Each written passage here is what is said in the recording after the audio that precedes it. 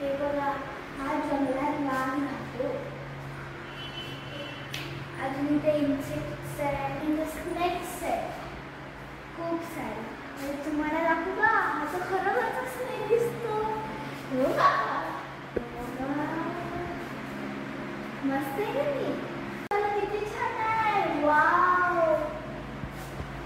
इथं पण बर्ड्स आहेत.